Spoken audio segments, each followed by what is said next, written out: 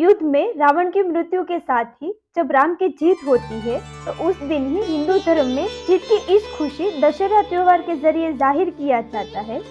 रावण के परिवार में दो लोग सीता के अपहरण और युद्ध के खिलाफ थे। वो थे भाई विभीषण और पटरानी मंदोदरी।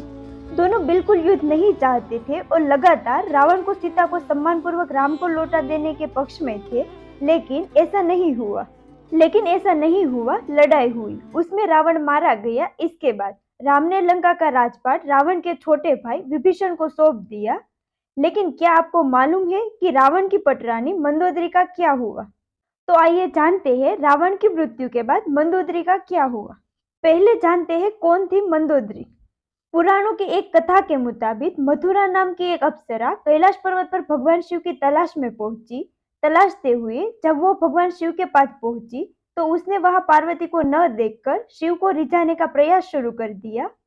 जब कुछ समय बाद वहां पार्वती पहुंची तो उन्होंने मथुरा के शरीर पर शिव की भस्म देखी और फिर वो क्रोधित हो गई।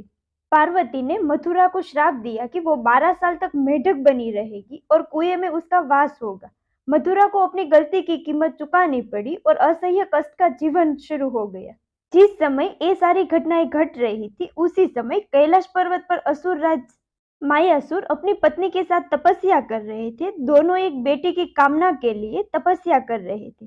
12 वर्षों तक दोनों तप करते रहे। इधर मथुरा के श्राप का जब अंत हुआ तो वो कुएं में ही रोने लगी।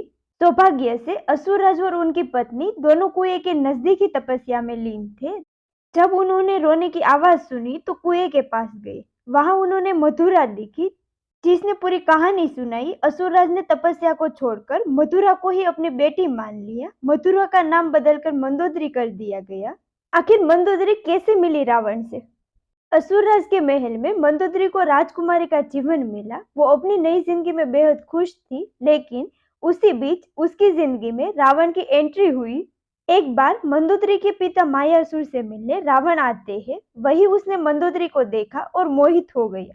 उसने मायासुर से मंदोदरी का हाथ मांगा। मायासुर ने ये प्रस्ताव ठुकरा दिया तो क्रोधित रावण मंदोदरी का अपहरण कर लाया। दोनों राज्यों में युद्ध की स्थिति बन गई, लेकिन मंदोदरी जानती थी कि रावण उसके पिता से ज्यादा शक्तिशाली शासक है, इसलिए मंदोदरी ने रावण के साथ रहना स्वीकार किया।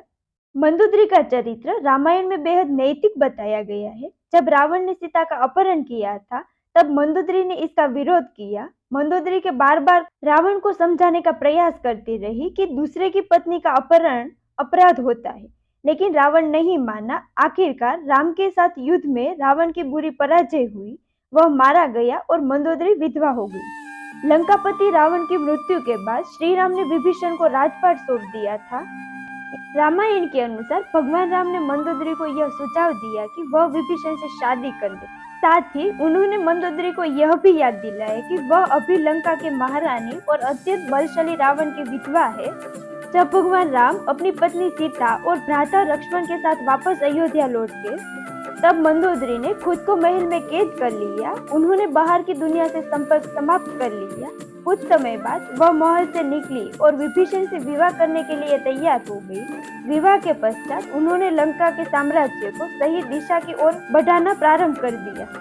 हालांकि ये भी कहा जाता है कि ये विवाह राजकाज से जुड़ा था, क्योंकि मंदोदरी भी चाहती थी कि उसके पति के निधन के बाद लंका में स्थायित्व और समृद्धि रहे। वह राम से शत्रुता की बजाय मित्रता चाहती थी। रावण की मृत्यु के लिए उसने राम को कभी जिम्मेदार भी नहीं ठहराया।